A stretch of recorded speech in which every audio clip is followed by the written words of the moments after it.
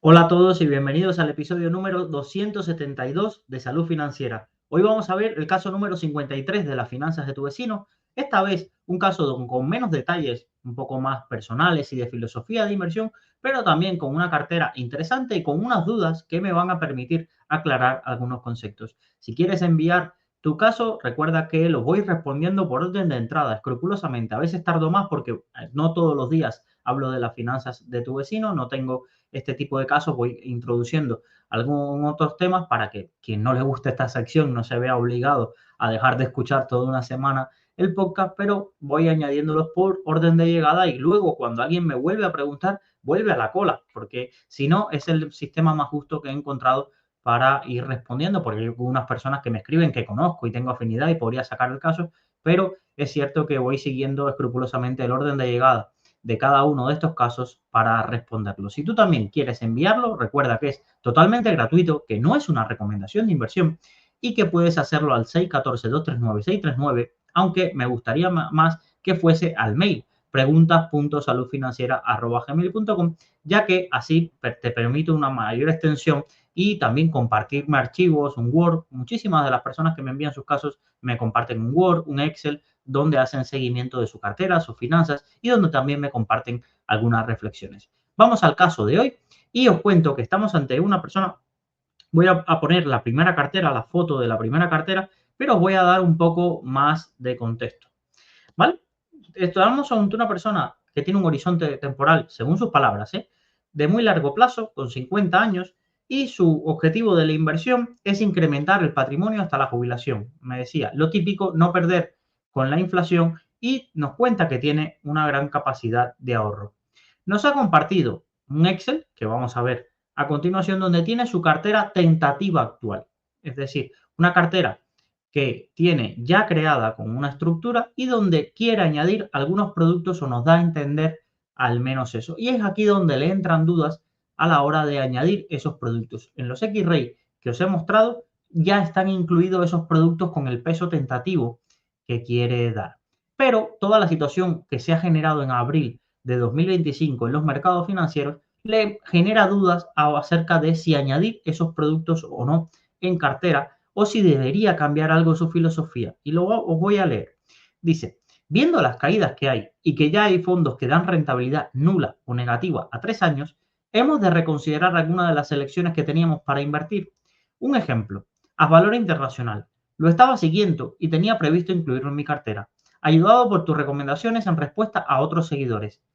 Curiosamente, cuidado con esto, que yo no he recomendado Valor Internacional. Incluso algún día os lo comentaré, le dedicaré algún episodio de que por una cuestión subjetiva, y por eso no tenéis que hacerme demasiados casos, quizás durante muchos años tuve vetado la incorporación de Valor Internacional a la cartera. Y en 2020, cuando se dio una gran oportunidad para haber entrado, incluso entré en Avalor Managers, para no invertir en Asvalor Internacional. Algún día os contaré la anécdota y algunos que se han pasado por el foro de Rankia saben a qué me refiero sobre algunos de los casos que hubo muy populares en el foro y que lamentablemente no fueron del agrado. Yo, que era el moderador, lamentablemente no me gustó lo que vi.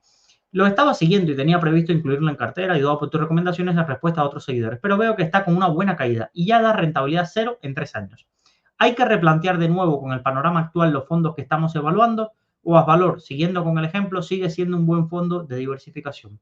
O hemos de valorar fondos que están resistiendo la caída, tipo Fidelity Global Dividend Fund. En el Excel adjunto a lo que a día de hoy estoy colocando y valorando, y tengo por otro lado otro fondo en Cuchabank que valoraré más adelante si gestionar yo mismo, según vea que gano conocimiento. Lo del Excel están los fondos de emergencia, monetario y de muy corto plazo, y los fondos de renta variable. Esta parte que quiero gestionar yo la considero toda de renta variable, ya que tengo otro 50% en el banco, como he comentado, con muy bajo riesgo, 80% en bonos y renta fija. Bueno, bonos y la renta fija es lo mismo. Con lo que este 50% que gestiono yo empezó siendo los 3 indexados de Vanguard por la filosofía Vogel, y hace poco añadí el DNB Fund Technology, ya que creo que la sobreexposición a las empresas que incluye y que se solapan con el Vanguard Global Stock me convence. A partir de aquí, con lo que os he leído, con X-Ray, Morningstar y buscando diversificar, creo que los fondos que me gustan son los que he marcado en amarillo y que os voy a poner a continuación. Pongo el Guinness, pero el Fidelity Global Dividend puede ser un sustituto.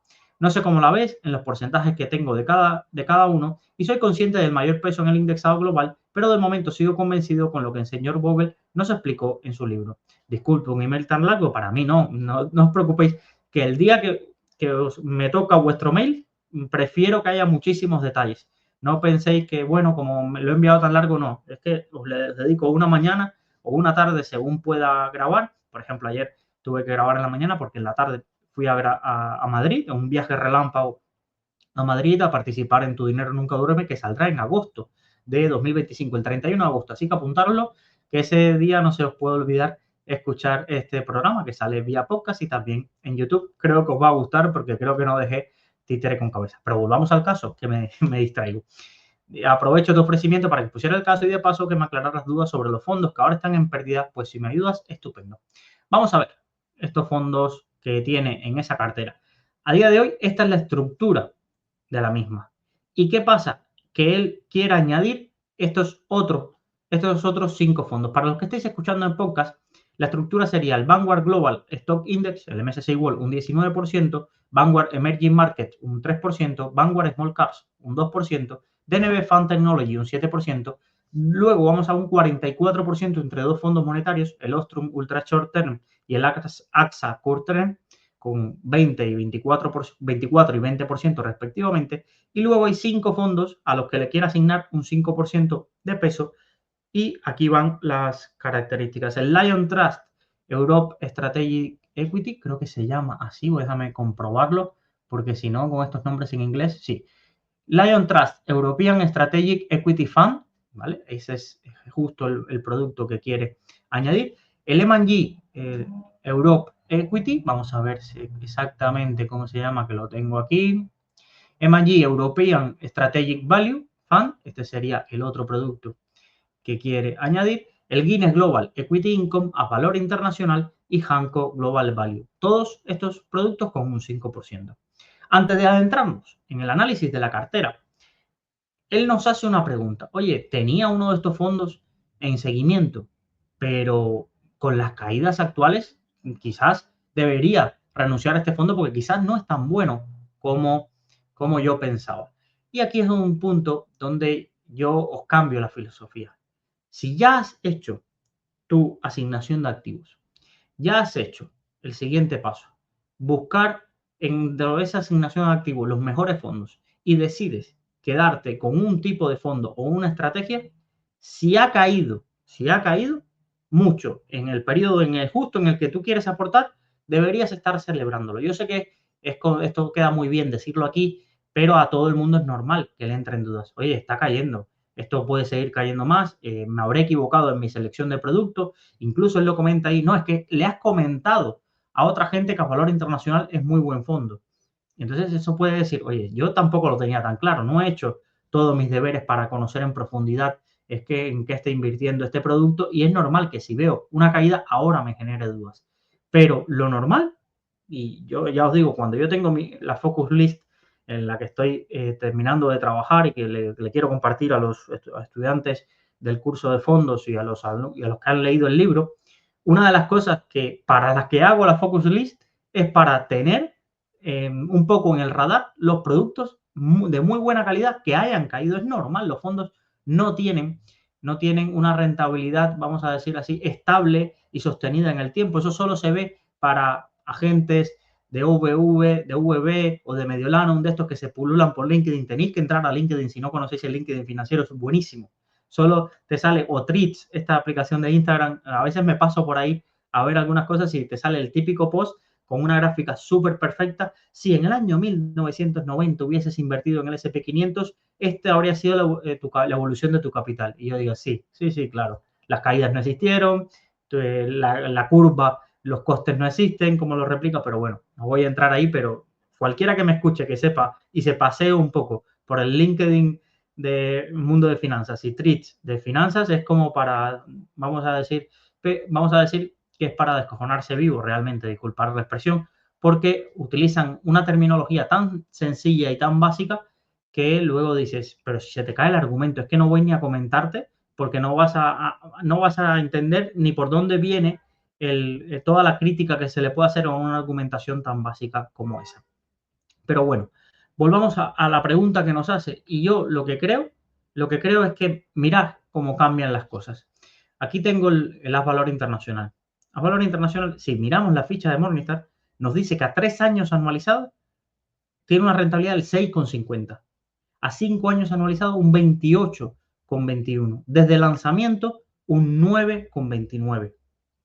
Entonces, ¿no tiene razón el usuario? Claro que tiene razón, porque estos datos están hasta 31 del 3 de 2025 y eso muchas veces os lo recalqué, que en meses que haya extraordinaria volatilidad, si este episodio lo hubiera grabado el 1 de mayo, ya me saldrían los datos de abril y estas rentabilidades hubieran cambiado. Pero mirar cómo hace 30 días teníamos una rentabilidad extraordinaria de este producto, no extraordinaria, pero muy buena, a 3 años anualizados, porque aquí no nos vamos a volver locos. Aquí todo lo que sea batir a la inflación por varios puntos y superar a tu categoría, pues es una rentabilidad bastante buena. Entonces, ¿cómo cambian las cosas en estos 28 días? Y aquí os voy a mostrar, que tengo el gráfico por aquí, y tienes razón. Hace 3 años exactamente el valor liquidativo del valor internacional estaba en 203, 204 euros por participación. El martes 8 de abril casi estábamos en rentabilidad nula. A día de hoy ya estamos en 215,36, pero para 3 años una revalorización de 204 a 215, sí, se habría perdido buena parte de la rentabilidad, se habría borrado esa parte de la rentabilidad. Pero hay que diferenciar lo que es la rentabilidad del producto, y la rentabilidad que tengan los inversores. Y esto está muy manido, pero es que justo en esta caída, es el que tenía liquidez y tenía este fondo en cartera, tendría que haber visto la oportunidad, si tiene esa liquidez, todo hay que decirlo, de aportar y hacer esas aportaciones, de decir, oye, se me ha dado la oportunidad de que 3 años después pueda comprar participaciones al mismo precio que las compré hace 3 años. Y eso es por la importancia que tiene ese volumen de aportaciones periódicas o aportaciones extraordinarias en momentos de fuerte caída. Pensar que estaba de 245 euros la participación a 200. ¿Cómo os puede servir? Porque quizás no queréis estar todo el rato pendiente, pues buscaros herramientas que os pongan alarma en vuestros valores liquidativos de los fondos más destacados. Yo creo que con Investing eso se podía hacer. Tú puedes establecerle que te avisen cuando una acción o un fondo, un ETF, llega a un determinado precio. Quizás en alguno de vuestros brokers que utilicéis, de vuestras comercializadoras, de esa opción, aunque no. Creo que Renta 4 lo hacía, pero tenía un sistema muy arcaico de mandarte un SMS y aquello había que configurarlo. Lo intenté una vez y desistí y creo que me lo configuré todo en Investing. Pero para mi opinión, si ya tú has hecho todo este proceso y tienes la convicción, las caídas, ese tipo de caídas tan fuertes como la que hemos vivido, nos lleva a otra segunda reflexión. Porque tampoco es, ha caído, vamos a volvernos locos y vamos a comprar. Y tenemos que hacernos dos o tres reflexiones que quizás os pueden ayudar a ganar convicción en vuestro fondo. Primero, ¿qué está pasando con el número de partícipes? Ya os dije, si es un fondo español, miremos a la CNMV. En esta caída hay una fuerte salida de partícipes. ¿Qué está pasando? Esto no sería tan relevante, pero es un matiz. ¿Qué está pasando con las acciones en cartera?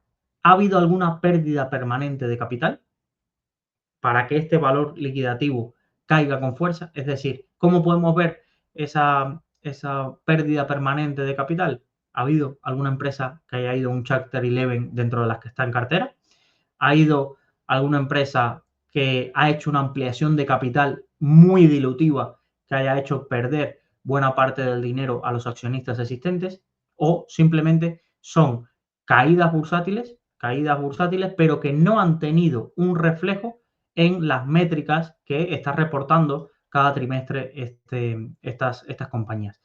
A ver, yo sé que es complicado, es que yo invierto en fondos para no meterme en todo este mundo del análisis fundamental y empezar a mirarme a las compañías. Pues entonces, lo que te quiero decir es que si no quieres hacer ese segundo trabajo, pues te quedas en la parte de análisis cualitativo, perdón. El equipo gestor sigue siendo el mismo, vale. El equipo gestor sigue comunicando con tranquilidad y mientras ha ocurrido la caída. Si te quieres sentir más tranquilo, puedes pegarle una llamada al gestor, puedes pegarle una llamada al equipo de relación con inversores para que te cuente un poco esto que te dije que podías hacer esa búsqueda por tu cuenta. Oye, ¿a qué PER está estimado ahora mismo las acciones en cartera? ¿Qué impacto puede haber tenido o cuáles son las principales causas de estas caídas? ¿Ha habido ampliaciones de capital? ¿Ha habido, por ejemplo, dentro de las carteras de renta fija, ha habido el impago de algún bono o simplemente es volatilidad dentro de las cotizaciones de las mismas? Entonces, todos esos análisis se pueden hacer a la hora de ver un fondo que está cayendo. Pero yo, ya os digo, si ya tengo claro cuál va a ser la composición de mi cartera, yo, sinceramente, las caídas las vería como, ¡guau! Se me ha tocado la lotería de que justo tenía liquidez, justo quería iniciar una posición y ha caído bastante. Puede pasar hasta con los planes de pensiones.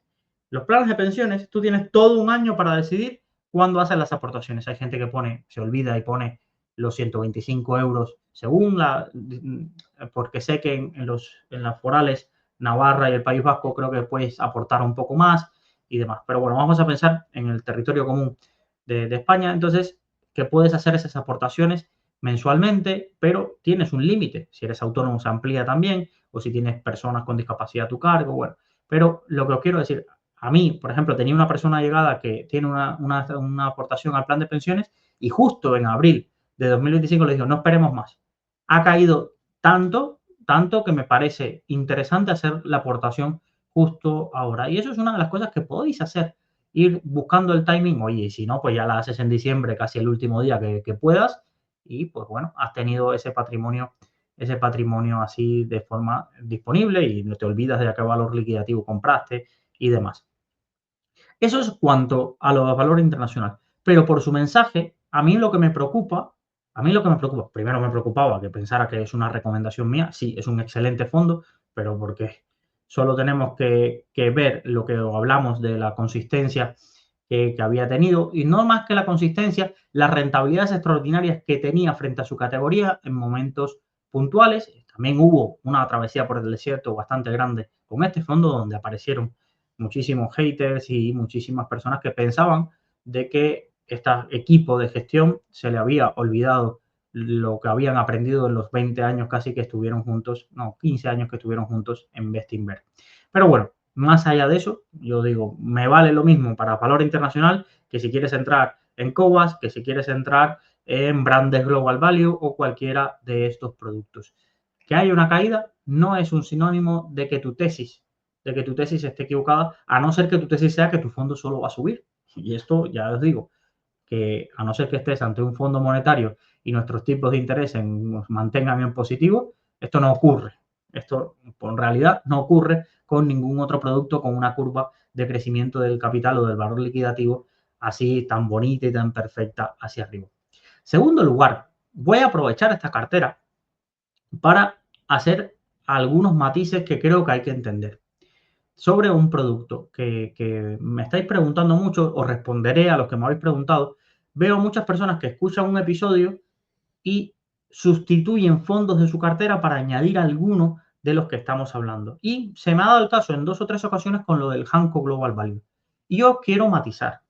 Hanco no es un fondo para todo el mundo. No es un fondo para todo el mundo, pero no significa no, esto es un fondo para listos que entendemos. No. Estar invertido en Turquía, Argentina en su momento, Indonesia, Corea del Sur, acciones muy pequeñas canadienses y norteamericanas, tiene un riesgo y una volatilidad intrínseca que yo asumo que en el largo plazo va a ser mucho mayor de la que ha tenido el fondo. El fondo ha tenido 5 años espectaculares, no por sus rentabilidades, desde mi punto de vista, sino por la volatilidad con que lo ha conseguido. Mirarlo aquí, a ver si vemos la volatilidad a 5 años. Mirarla aquí, a 5 años, a 3 años, una volatilidad del 11,42. A 5 años ya sube un poco más, una volatilidad del 16,35. Pero para los países en los que ha estado invertido, por ejemplo, a valor internacional, ha tenido una volatilidad mucho más grande. DNB Fan Technology, una volatilidad del 15,30, muy similar. Y yo, sinceramente, y por mucho que pueda estimar la calidad del equipo gestor, sobre todo la figura del gestor principal, de John Titt, porque todo el equipo de analistas ahora es que se está consolidando, me parece, a mí me da la sensación de que invertir en esta geografía hay una volatilidad, vamos a llamarle implícita, escondida, que no se ha materializado porque no es un no es un fondo que haga estrategias long short para quizás buscar esa reducción del impacto de fuertes caídas o de volatilidad. Entonces, os aviso porque quien avisa no es traidor. Es decir, esto es un fondo que es añadirle mucha pimienta a vuestras carteras. Y todo el mundo se tiene que preguntar si quiere esa pimienta o no. Hay personas que les sale la comida en los platos espectacularmente buenos y no tienen que añadirle cualquier tipo de especias. Entonces, cuando creemos el core de nuestra cartera y busquemos los satélites, cuidado con meternos en satélites que son demasiado incluso para nosotros.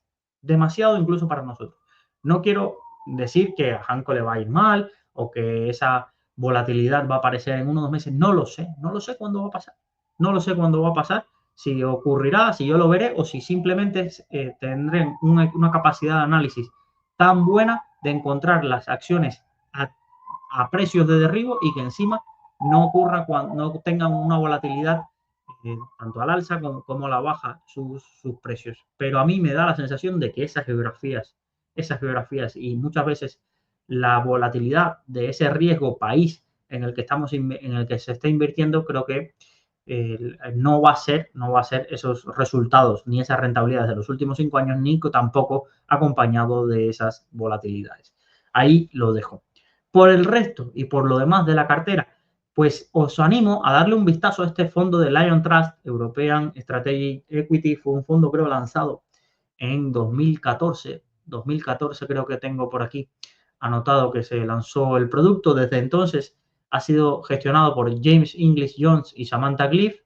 Y pues una de las cosas curiosas que ha tenido es pues los últimos cuatro años rentabilidades muy destacadas y desde el lanzamiento pues bate al MSCI Europe. No nos aclaran aquí si incluyendo dividendos, pero imagino que sí. Es un fondo que se centra mucho en el análisis de los flujos de caja de las compañías y se pone corto de empresas que considera que por esa misma generación de flujos de caja se encuentran sobrevaloradas. Las principales posiciones, bastante interesantes, Unicredit, Betson, Banco Santander, Inditex, ArcelorMittal, Amadeus, pero curiosamente también aparece Booking Holdings. A mí me llamó la atención, por ejemplo, que en Estados Unidos tenga un 4,72% del fondo, pues para ser un fondo europeo me llama la atención esta posición en Booking, o también vi en algunos momentos y fichas de este fondo algunas posiciones como creo que, por ejemplo, aquí nos marca Microsoft. Puede ser en el solapamiento de activos de las carteras, juraría que me salía que este fondo también llevaba a Microsoft. Sí, mira, aquí nos aparece que llevaba a Microsoft, un fondo europeo en principio, pero quizás la estrategia que ha seguido estos últimos años, que le digo quizás porque no he entrado en profundidad a analizarlo, sería estar largo de Europa y corto de algunas acciones tecnológicas, pero aquí no se refleja una posición corta, sino una posición larga en Microsoft y por eso me llama la atención que puedan tener incluidas esas compañías. Bueno, ese producto es interesante, el fondo de Manji, quizás uno de los fondos de europeos de muy, muy alta calidad, gestionado por Richard Hale, y que no se habla tanto. Quizás ahora las rentabilidades nos llevan a hablar de Alken y de Waleski, nos llevan a hablar de Magallanes, pero este equipo de Manji, sobre todo centrado en el value, de corte value, de esta estrategia europea, lo ha hecho bastante bien desde su lanzamiento. Creo que no cumple los 10 años porque está lanzado desde 2018, creo recordar. Por aquí, vamos a verlo, lo tenemos por aquí. Pero tiene 3.000 millones bajo gestión. Vamos a decir, oye, que no es un fondo, aquí por ejemplo, desde 2018, septiembre de 2018, aunque tiene una rentabilidad. Cuando veis este asterisco en Morningstar, que te pone 10 años anualizado, asterisco 6,16, es que el track record se ha extendido. Es decir, el track record del producto, o ha habido un cambio de nombre de un producto anterior, o ha habido alguna modificación, pero Morningstar también entiende que esta estrategia sí tenía un track record superior a ese de 2018 y por tanto te da la estadística desde ese lanzamiento, desde esa fecha de 10 años anualizado del 6,16. Bueno, son fondos para mí interesantes. En cuanto a los pesos de las carteras, otra de las cosas que nos podríamos plantear, bueno, estamos hablando de una persona de 50 años, vamos a pensar que se va a jubilar a los 65, patrimonio importante es decir, que tiene un 50% en fondos que habría que ver, porque si son de Cuchabán, a mí yo no he encontrado nada decente en ninguno de los fondos bancarios.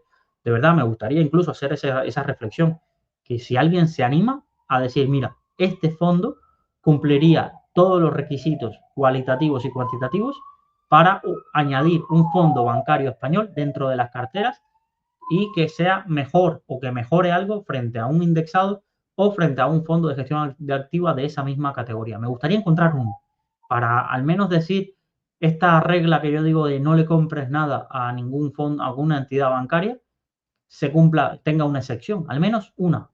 Yo imagino que no sé, por estadística tendrá que haber, pero es que no los conozco. Es decir, seguro que alguien se anima y dice, bueno, el Santander y Small Caps España. Bueno, habría que mirarlo. Habría que mirarlo porque ya hace tiempo que no le pego un vistazo y de Small Caps y de España, pues era bastante curioso a veces la composición que tenía y el impacto que movía por el patrimonio. Pero lo que os quiero decir es que cuidado con esta parte de añadir fondos a la cartera, de añadir fondos a la cartera y decir, no, le voy a dedicar muchísima energía a la cartera que me estoy creando yo, pero la otra parte de la cartera que es igual de importante, o la otra parte de mi fondo de emergencia, o la otra parte de mi cartera de ahorro, pues bueno, esa está ahí, bueno, ya la doy por perdida, o la tengo en un robo-advisor y soy súper poco exigente con ver qué pasa en mi robo-advisor, si hay mejores opciones o no. Entonces, cuidado con eso. Si te pones, sé crítico con las dos. Otra cosa es que ya después, aunque seas crítico, digas, mira, yo lo voy a dejar ahí para protegerme de mí mismo. Totalmente de acuerdo, porque por lo que vemos, este usuario tampoco está en proceso de formación. Está en proceso de formación y yo entiendo que uno tiene que protegerse de sí mismo e incluso después de 5 o 10 años invirtiendo, que es un periodo clave para ver cómo reaccionaste en las caídas, si fuiste capaz de aportar, cuántos fondos consideras un error de inversión, porque te tocará por pura estadística. Por pura estadística, escogerás productos, sobre todo si te creas carteras un poco amplias o carteras satélites donde vas a intentar añadir esos, vamos a llamarle esas especies, en alguno meterás la pata. Esperemos que no, ojalá, no es que sea obligatorio meter la pata, pero normalmente alguno te saldrá rana. Y porque no somos infalibles, podemos poner todas las reglas que queramos, que primero o nos saltamos las reglas o segundo aparecen problemas que las reglas no cubren y hay que poner otra nueva regla a la hora de invertir. A mí lo que veo me gusta. Me llama la atención quizás este 44% en fondos monetarios, sobre todo porque estamos pensando y pensemos que los fondos monetarios se van a ir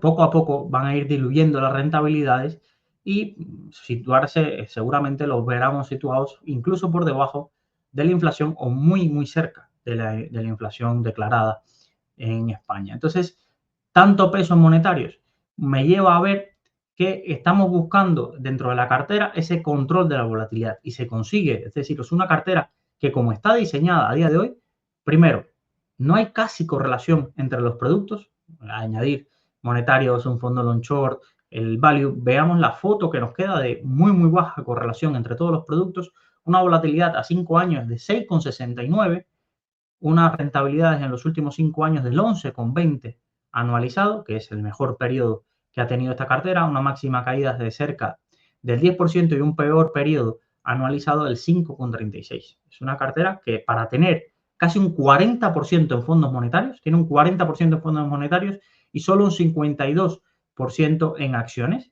pues imaginaros, con un 50% de la cartera en acciones ha logrado tener una rentabilidad a 5 años de ese 11%. ¿Por qué? Por las extraordinarias rentabilidades que han tenido la otra pata de la cartera, los fondos tecnológicos, DNB, las Valor, Anco, Lion Trust en los últimos 5 años ha sido un fondazo, ningún año en negativo, solo ese 2020, pero a partir de ahí solo han encadenado periodos positivos, M&G también, entonces pues nos da esa visión de que es una cartera bastante, bastante interesante, puntos de rentabilidad por volatilidad asumida. Ahora bien, luego le entra dudas y nos propone otra cartera, es decir, otra cartera con los mismos productos, pero cambiando los pesos. Prácticamente, ¿qué es lo que cambia? Pues le da un poco más de peso a la renta variable. Estaríamos hablando de 56 y 44 en monetarios. En la anterior cartera, pues lo cambia y que se va a una cartera cerca de 70-30. 70% renta variable, 29% renta fija, pero esta renta fija está en fondos monetarios. ¿Dónde cambian bastante los pesos? En la satélite no cambian mucho, sino que le da más peso al Vanguard Global Stock Index. Es el principal cambio que ocurre. No tengo mucho que decir aquí. Yo sí creo que si tiene otro 50% del patrimonio en productos de renta fija y a muy corto plazo, incluso cuasi monetarios, pues tener en esta otra parte un 70% de renta variable, pues nos dejaría una foto global de la cartera de cerca de un 35% de renta variable. Y no me parece, incluso me parecería casi hasta poco de lo que tenemos. Si queremos mirar, yo quizás me plantearía tener mucho menos importe en esos fondos monetarios y sustituirlo por esos mixtos flexibles, pero que tienen el control de la volatilidad como una de las guías de su producto. Y buscar esos productos que no nos aporten a la cartera tanta volatilidad, pero que sí pueda buscar un poco ese toque de tener exposición a productos un poco de mayor expectativa de rentabilidad. Podemos pensar en renta fija corporativa, podemos pensar en los productos de Dunas, podemos pensar en el Cartesio más conservador, podríamos pensar en algunos de los productos que ya hemos ido viendo, la gama de BL Global, Trojan, Raffer, cualquiera de esos productos que nos puedan, sin volvernos locos, tener un poquito más de exposición sin asumir más correlación y si tampoco asumir pues una gran volatilidad y un gran aumento de la volatilidad. Revisaría de verdad la parte value de Asvalor y de Hancock, pero más allá de, porque me da la sensación de que no está convencido y que los ha incorporado porque lo ha ido en este podcast y eso es algo que me preocupa. Es cierto que tiene un peso bastante controlado en cartera. Oye, si no estamos seguros, esto ayer lo hablaba en el podcast de Tu Dinero Nunca Duerme, si no estamos seguros de una posición, si no lo tenemos tan claro o si incluso estamos excesivamente seguros de una posición, pues protejámonos a nosotros mismos, dándole un poquito de menor peso del que nos gustaría. Un poquito, 5, un 10%, pero no nos pasemos de ahí. No nos pasemos de ahí. Si yo os he dicho, no invierto en fondos con poco patrimonio. No invierto en fondos con menos de 10 años. Lo he hecho en el pasado. Ahora es una de las reglas que me impongo. Intento no enamorarme de los productos y por tanto no me gusta que ningún fondo pase más allá del 15% mientras no sea un fondo indexado. Entonces, esas reglas, ¿cómo las complemento? Pues intentando controlar los pesos de las carteras.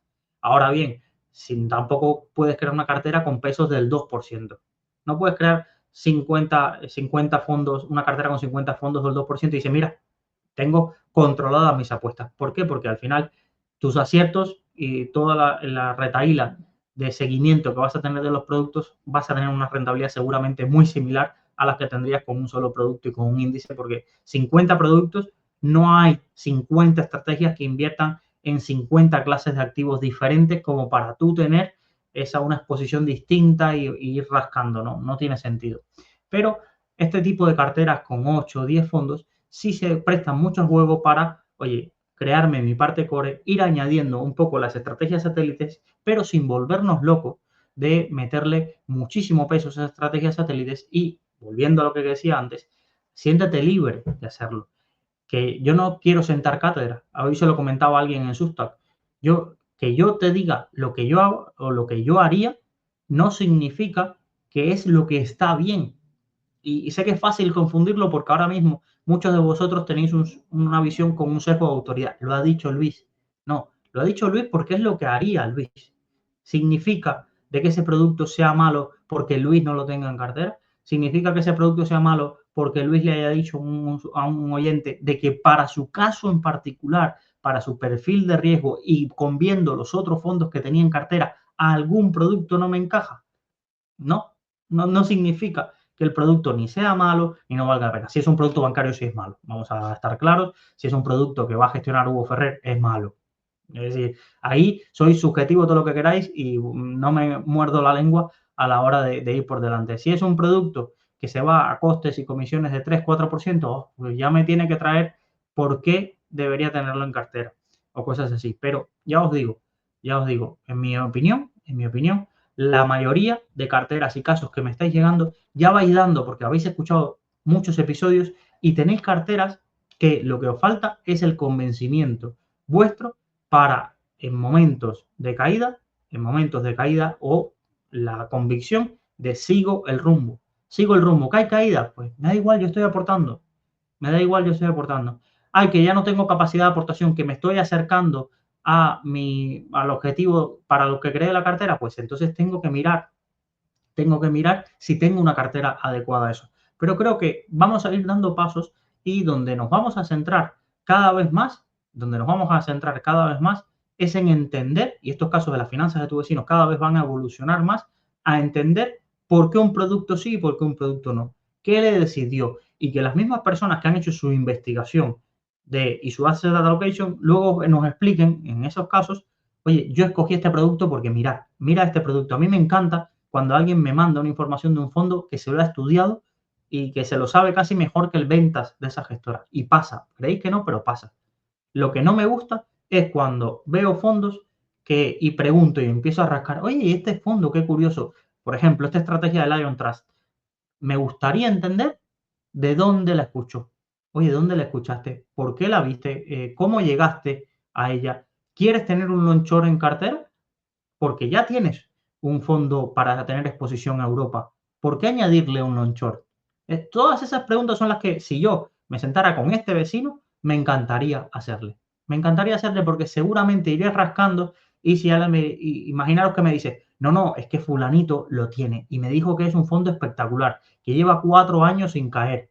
Y le digo, mira, 4 años, qué justo. Bueno, pero en 2020 cayó, cuando casi todo el mundo terminó el año al final del año en positivo. Entonces, son cosas que me gustaría siempre, y si este programa fuera en directo y del otro lado tuviese, al vecino, pues me encantaría que ese fuera el debate. Ahora el formato, a día de hoy, es un formato más que me enviáis vosotros los casos y yo lo comento, pero seguramente en unos años evolucionará a que estaremos en directo y habrá más personas que quieran compartir su cara y hacerlo en directo y tendremos los recursos para que no se me caiga mire aquí la conexión y podamos hacerlo, pero lo que hablo es que falta esa relación casi personal de preguntarle producto por producto ¿y este por qué?